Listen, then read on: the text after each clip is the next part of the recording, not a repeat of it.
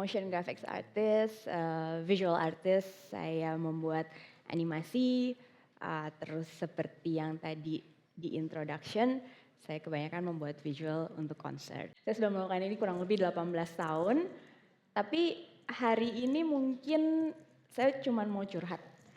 Karena akhir-akhir ini saya merasa kalau orang melihat pekerjaan saya, oh ini seru ya, pekerjaan yang sesuai dengan passion. Tapi sebetulnya akhir-akhir ini saya mulai mempertanyakan, apakah ini passion saya? Saya mulai mempertanyakan setelah 18 tahun, apakah ini yang saya inginkan? Gitu. Karena banyak orang tidak tahu gitu, mungkin orang kalau melihat, oh ini saya melakukan ini karena passion, karena suka, karena saya berbakat di sini, misalnya seperti itu. Tapi sebetulnya enggak. Saya akhir-akhir ini baru menyadari kalau keseluruhan karir saya sebetulnya dibangun di atas kesedihan. Kesedihan dan kehilangan dan lebih merupakan coping mechanism. Di tahun 2008, saya waktu itu masih kuliah di FSRD ITB. Di tahun 2008, kalau di ITB itu nggak ada skripsi, ada tugas akhir. Saya sedang tugas akhir. Terus mau lulus, tiba-tiba ibu saya pergi. Ibu saya pergi tapi bukan meninggal. Jadi ibu saya pergi aja, kabur. Kayak di film-film gitu. Suatu hari ibu saya pergi dan tidak kembali. Terus ada banyak kejadian-kejadian lagi dan pada saat itu saya punya pacar. Pacar saya selama kuliah lah, long term. Udah mungkin 4-5 tahun.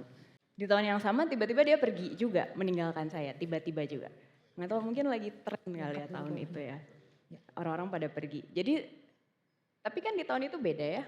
Nggak seperti sekarang, itu kayak mental health orang banyak ngomongin, terus banyak yang kita tahu lah, oh ini tuh trauma, ini tuh ini tuh ini. Dulu mana ada gitu. Disitulah saya menemukan motion graphics. Ini adalah karya-karya awal saya lah. Motion graphics saat itu menjadi teman saya, menjadi companion saya, menjadi pelarian saya. Nggak ada yang saya lakukan selain belajar motion graphic. Sampai akhirnya saya lulus, kemudian saya pun lulus langsung kerja, melamar kerja sebagai motion graphics designer di sebuah show management. Jadi itu adalah hidup saya, sumber penghasilan saya, semuanya lah gitu. Semuanya saya curahkan ke situ. Jadi saya benar-benar nggak memproses trauma, nggak memproses apa-apa. Udahlah kita kerja aja. Kemudian di tahun 2009 saya sebagai VJ mendapatkan mungkin yang bisa dibilang adalah my first big break. Pada tahun itu saya VJing di sebuah acara namanya God's Kitchen. Mungkin kalau orang-orang yang seumur saya mungkin tahu acara itu.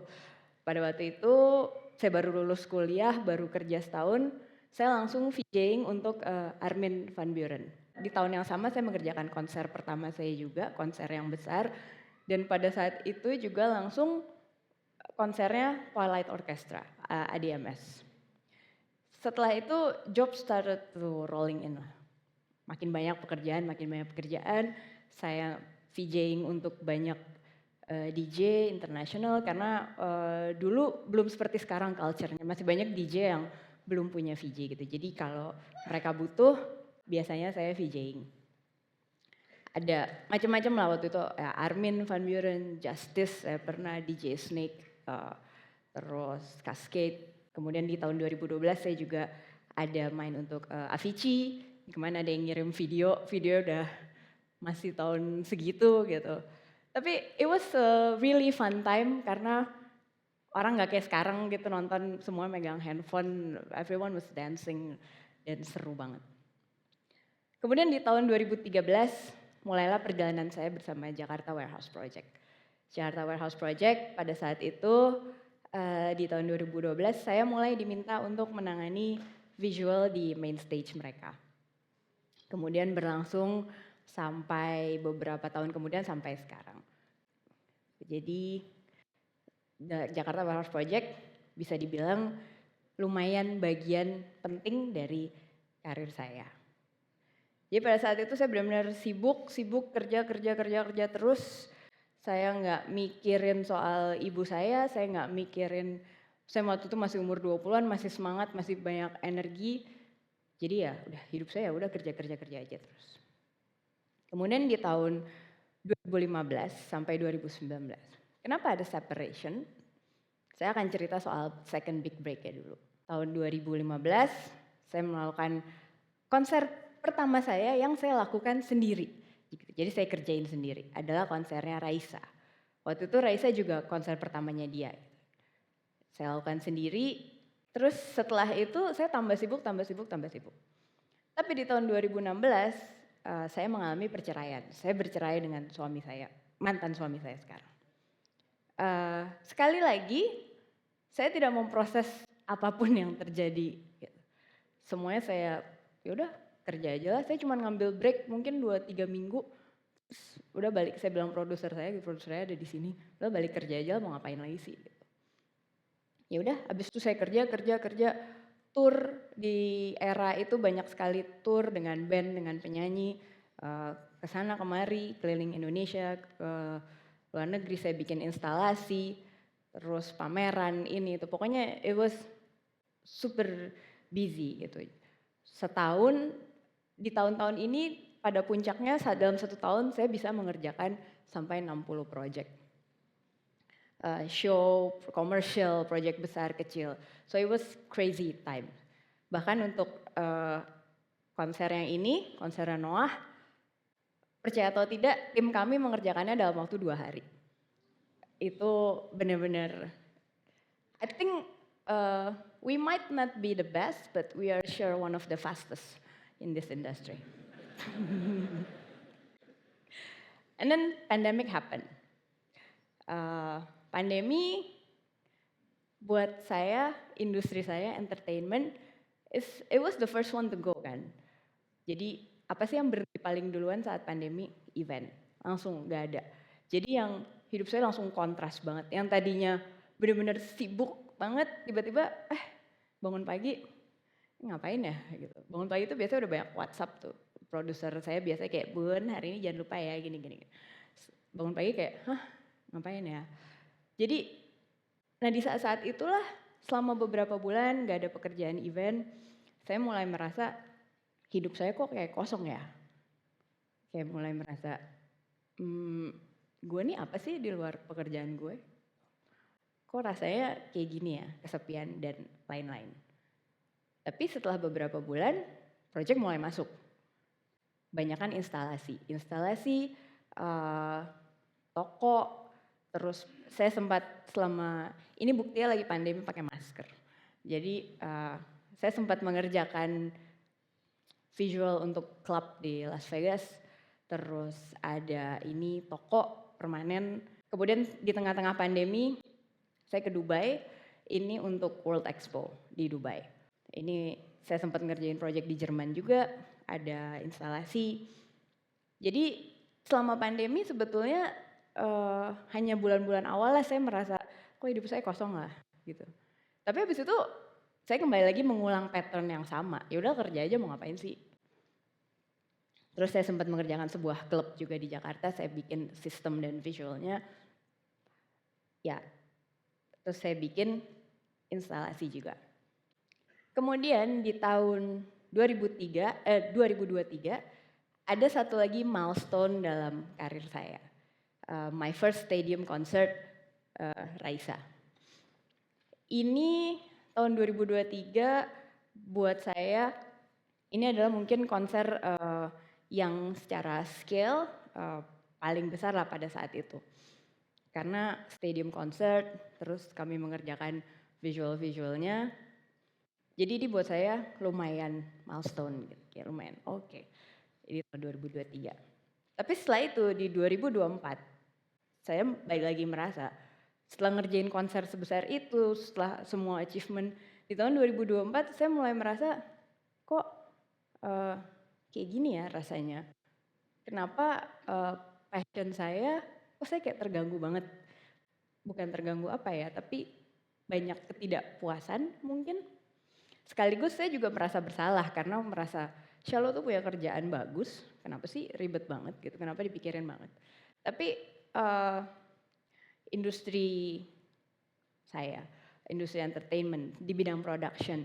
It's a very male dominated industry gitu. Kebanyakan itu laki-laki. Saya yakin kalau teman-teman di sini ada yang seperti saya gitu, perempuan di tengah banyak laki-laki di pekerjaan, sulit kan menghadapi mereka tuh kayak gitu.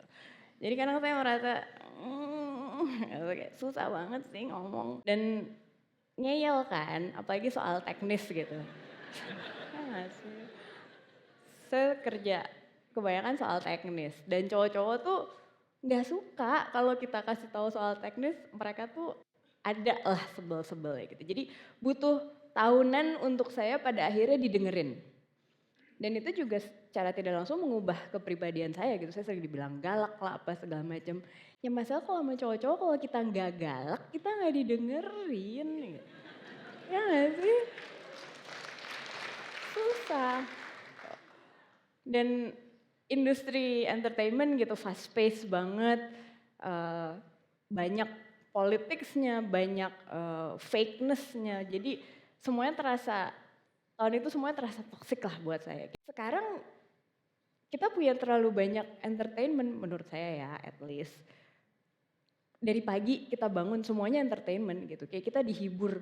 Konser udah bukan menjadi hiburan tapi sudah menjadi tujuan hidup gitu. Nonton konser tuh udah bukan hiburan tapi udah kayak goal.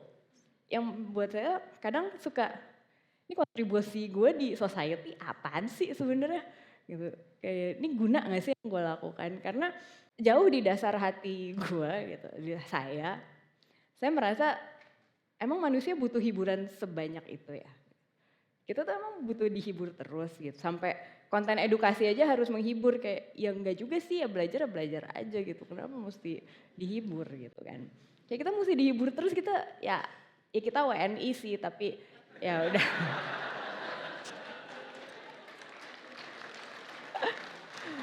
Di tahun 2025 awal tahun ini sebetulnya, ini adalah visual representation dari keadaan saya. Ini fotonya di tengah lagi winter, dingin banget, saya di backroom, udah kusut banget, muka saya udah gak jelas banget.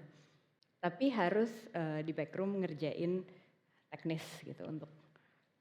Saya merasa ini yang saya lakukan selama ini gitu. Hidup saya berantakan, jam tidur forget it, makanan alah apaan aja. Benar-benar berantakan. Kehidupan personal saya nggak ada, non-existent. Terus, tapi at the same time, saya juga harus keeping up the, saya ada di belakang layar, tapi apa yang saya tampilkan ya harus bagus terus gitu. Harus bagus terus, harus deliver terus. So, I always feel like awal tahun ini, dan di tahun ini saya mengerjakan project yang lumayan, sebenarnya saya bangga sama project ini. Cuman karena keadaan mental saya sudah capean, burn out. Project ini benar-benar taxing secara waktu, secara fisik, secara mental. Jadi di awal tahun ini energi saya benar-benar habis. Projectnya adalah World Expo di Osaka. Saya membuat dua instalasi, yang satu ini, kemudian satu lagi ini. Pressure berat gitu karena mewakili Indonesia lah gitu, untuk pavilion Indonesia. Dan setelah itu ya spiralnya terus-terusan karena saya kecapean. Kita sampailah kepada hari ini.